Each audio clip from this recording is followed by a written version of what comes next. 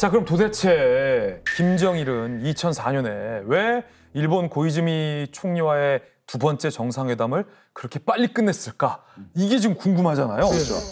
고묘지 기자님이 그때 당시 북한에 정통한 관계자로부터 예상치 못한 이유를 듣게 됩니다.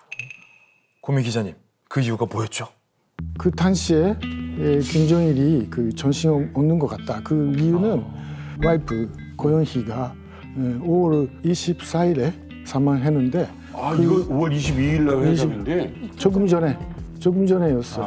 확실한 그 증거는 없지만 나는 자료를 다지면 무슨 관계가 있을 것 같다. 그 김정일의 표정이라든가 행동 말하는 그 모양새를 보면 전신 없는 것 같고 빨리 회담장 떠나고 싶어 한 것 같다. 느낌이 벌써? 네, 뭐라고 말을 하고 끝냈답니까? 갑자기 일어나가지고 다시 만나자고. 그 한마디 하고 회담장 떠났대요. 외교적으로 굉장히 큰 결례인데 사실. 자세히 설명하지는 못했구나 또.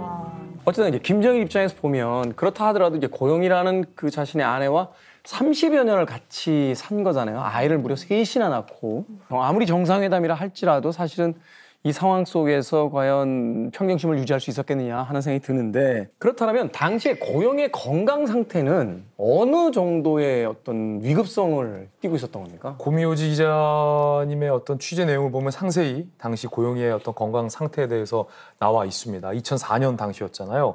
고영이는 북한에 있지 않았습니다. 그래요? 예, 우리가 이미 잘 알고 있는 것처럼 먼 이국 땅인 프랑스에서 생애 마지막 숨을 거뒀죠.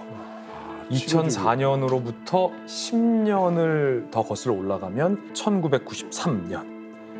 그때는 고영이가 처음으로 유방암 진단을 받은 시점으로 93년. 알려져 있습니다. 그러니까 유방암과 관련돼서 10년을 이제 암과 싸우는 투병 기간을 거쳤던 거죠.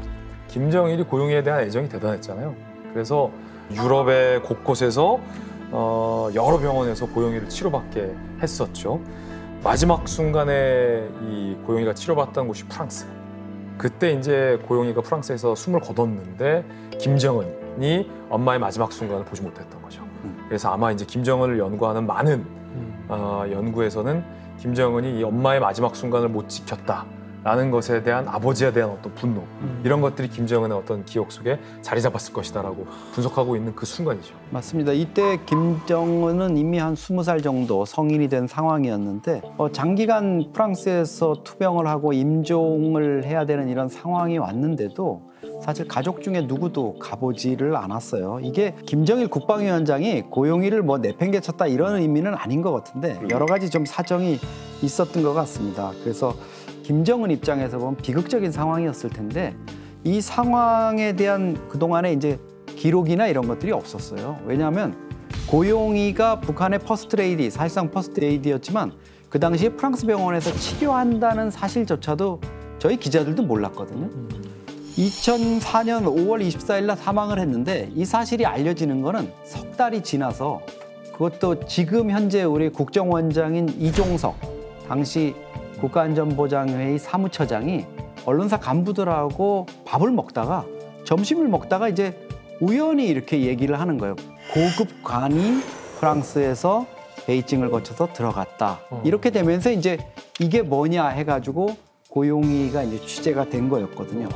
어쨌든 이때의 투병 시절 고용희의 사진을 고미호지 기자께서 단독으로 입수했다고 합니다. 와, 그 당시. 투병할 때 사진이 있어요? 바로 이 사진인데요.